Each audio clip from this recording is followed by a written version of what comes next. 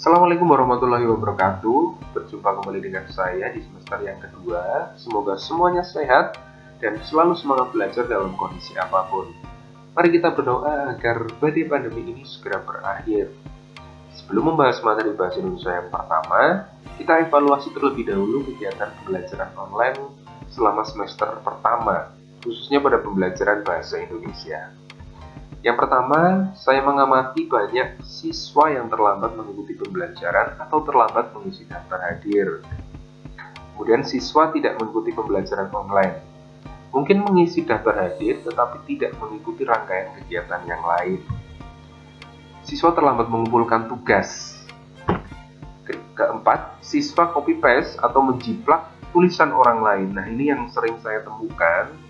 Saya ingatkan sekali lagi bahwa copy paste, meniru tulisan orang lain, menjiplak tulisan orang lain dari berbagai sumber, kemudian mengakuinya sebagai tulisan kita, itu merupakan sebuah kejahatan.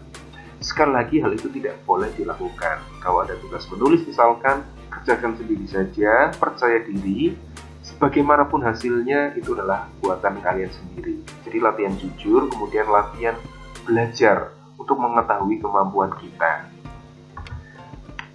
Siswa tidak aktif dalam pembelajaran. Nah, ini banyak saya temui, kadang hanya menjawab salam, bahkan menjawab salam pun enggan ya, miris sekali. Nah, saya harap nanti di semester kedua semua siswa aktif dalam pembelajaran, karena siswa yang aktif saya akan beri nilai keaktifan. Nah, pada semester ini saya harap hal-hal tersebut tidak diulangi lagi dan semuanya dapat mengikuti kegiatan pembelajaran dengan baik. Pada semester yang kedua, kalian akan mempelajari 3 materi pokok. Yang pertama novel, yang kedua artikel, yang ketiga esai. Untuk penilaiannya, ada 3 hal yang dinilai. Yang pertama penilaian pengetahuan. Nilai pengetahuan diperoleh dari tes tertulis, misalkan ulangan harian dan lain-lain.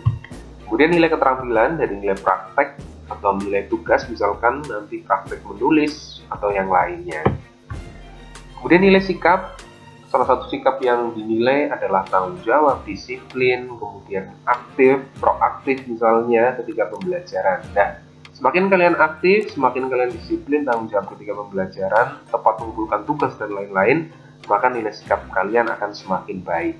Pada kesempatan kali ini, saya akan membahas materi tentang novel. Kompetensi dasar yang akan kalian pelajari yaitu menganalisis isi dan kebahasaan novel. Kemudian indikator pencapaian kompetensinya adalah menganalisis isi novel berdasarkan unsur intrinsiknya. Nah, setelah pembelajaran hari ini, kalian diharapkan dapat menganalisis isi novel berdasarkan unsur intrinsiknya. Di kelas 11, kalian sudah pernah belajar tentang cerita pendek atau cerpen. Tentu kalian masih ingat ya. Cerpen dengan novel memiliki berbagai kesamaan. Keduanya sama-sama karya sastra berbentuk prosa dan memiliki unsur pembangun yang sama. Sejumlah ahli mengatakan bahwa perbedaan cerpen dengan novel terletak dari panjang cerita yang disajikan. Novel menyajikan cerita yang lebih panjang, lebih kompleks daripada cerpen. Nah, kalau menurut KBBI, novel merupakan karangan prosa yang panjang, mengandung rangkaian cerita kehidupan seseorang dengan orang di sekelilingnya, dengan menonjolkan watak dan sifat setiap pelaku. Sebelumnya, kalian juga sudah mempelajari tentang novel sejarah. Untuk kali ini, kalian akan mempelajari novel secara umum, tidak terbatas novel berlatar sejarah atau novel yang bertema sejarah. Barangkali kalian pernah membaca novel-novel berikut. Ya, memang membaca novel itu cukup mengasihkan. Selain menghibur, membaca novel juga dapat menambah wawasan kita. Setelah belajar materi novel ini, saya berharap kalian semakin rajin membaca atau bahkan tertarik menjadi penulis novel. Siapa kalian bisa menjadi penulis terkenal seperti Andrea Hirata, Terelie, atau bahkan Ahmad Tohari. Seperti yang sudah saya singgung sebelumnya, bahwa novel memiliki unsur-unsur pembangun. Nah, unsur pembangun novel diantaranya unsur intrinsik dan unsur ekstrinsik. Unsur yang membangun dari dalam cerita disebut dengan unsur intrinsik. Unsur intrinsik meliputi tema, amanat, latar, tokoh, penokohan, alur, sudut pandang, dan gaya bahasa. Unsur yang membangun cerita dari luar cerita disebut dengan unsur ekstrinsik.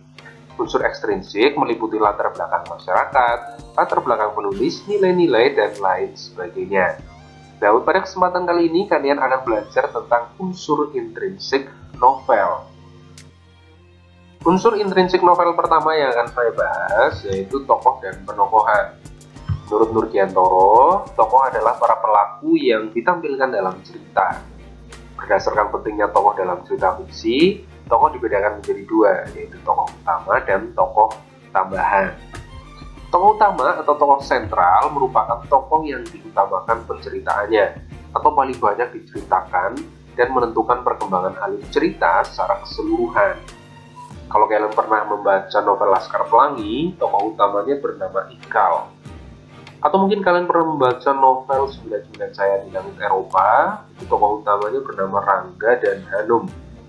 Atau mungkin kalian pernah juga membaca novel Ronggeng Tubuh Paru karya Ahmad Tohari, itu tokoh utamanya bernama Srintil dan Rasus. Kemudian tokoh tambahan merupakan tokoh yang sesekali atau beberapa kali dimunculkan dalam cerita. Berdasarkan perannya, tokoh dalam cerita dibagi menjadi dua, yaitu tokoh protagonis dan antagonis. Tokoh protagonis yaitu tokoh yang kita kagumi, yang salah satu jenisnya secara populer disebut hero atau pahlawan. Tokoh ini menampilkan sesuatu yang sesuai dengan harapan kita atau harapan pembaca. Lalu tokoh antagonis, tokoh yang berlawanan atau beroposisi dengan tokoh protagonis secara langsung atau tidak langsung, baik fisik maupun batin. Berikutnya penokohan. Penokohan merupakan teknik atau cara tokoh ditampilkan, digambarkan, atau dicitrakan dalam karya fiksi oleh pengarang.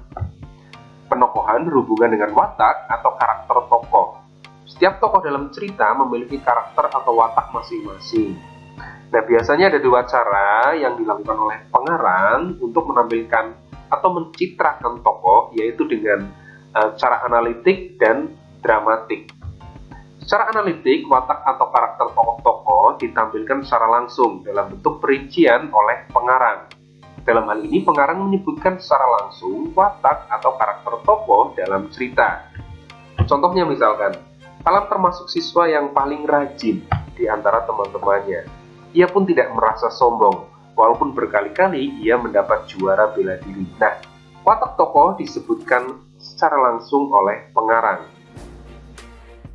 Secara dramatik, watak atau karakter tokoh digambarkan secara tidak langsung melalui dialog, pikiran, perasaan, fisik, perbuatan atau perilaku, dan komentar atau tanggapan tokoh lain dalam cerita.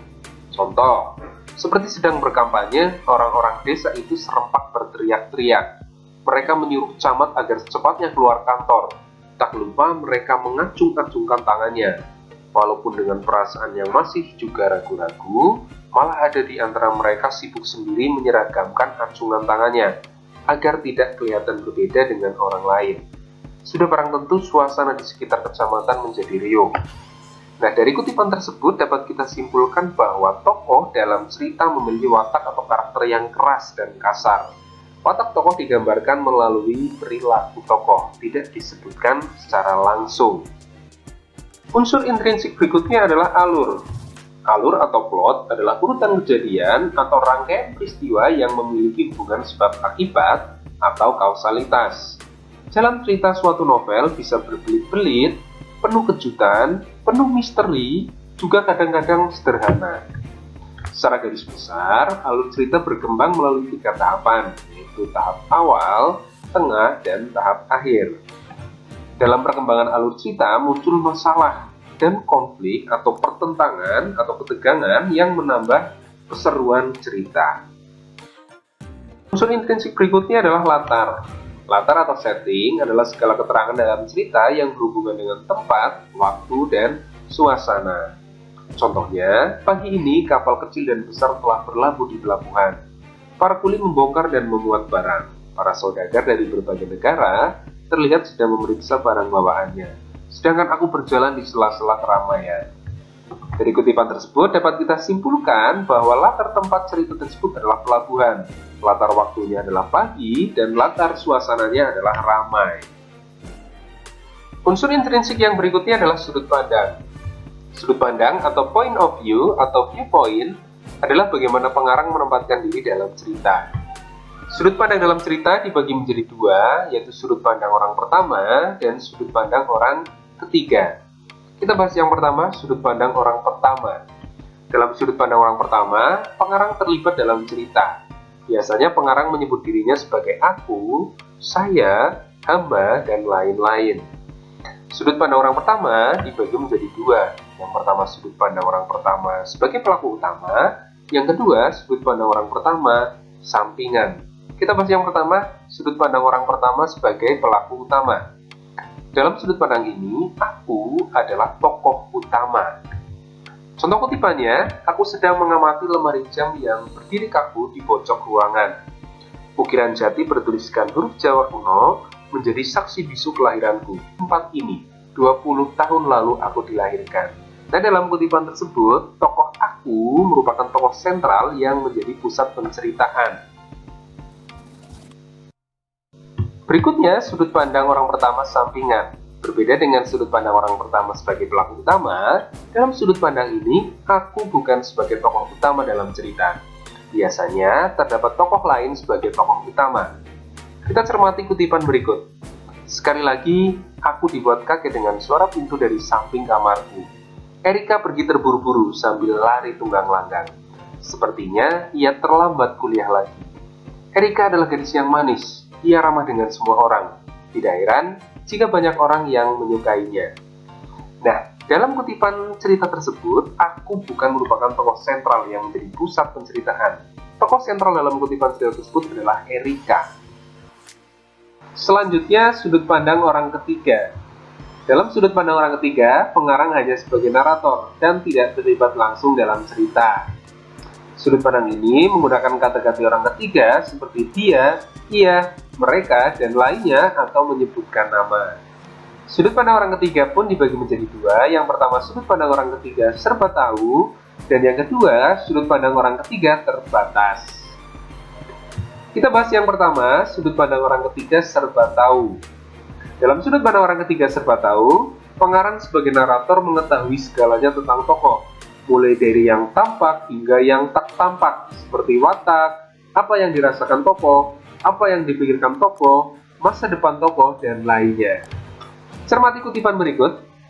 Semalaman Hanum memikirkan nasib Pak Dino. Dia sangat ingin membantunya, tapi dia tidak memiliki daya. Nah, kutipan cerita tersebut menggunakan sudut pandang orang ketiga karena pengarang sebagai narator mengetahui apa yang dipikirkan tokoh dan apa yang diinginkan tokoh. Berikutnya, sudut pandang orang ketiga pengamat atau terbatas. Dalam sudut pandang ini, pengarang sebagai narator hanya menceritakan apa yang tampak dari tokoh atau apa yang didengar. Pengarang tidak menceritakan masa depan tokoh, apa yang dirasakan tokoh, atau apa yang dipikirkan tokoh. Berikut contoh kutipan cerita yang menggunakan sudut pandang orang ketiga, pengamat atau terbatas. Tidak biasanya dia terlihat murung. Entah apa yang dipikirkannya saat ini. Kemarin, dia berselisih dengan teman kelompoknya. Unsur intrinsik yang berikutnya adalah tema. Tema adalah gagasan yang menjalin struktur isi cerita.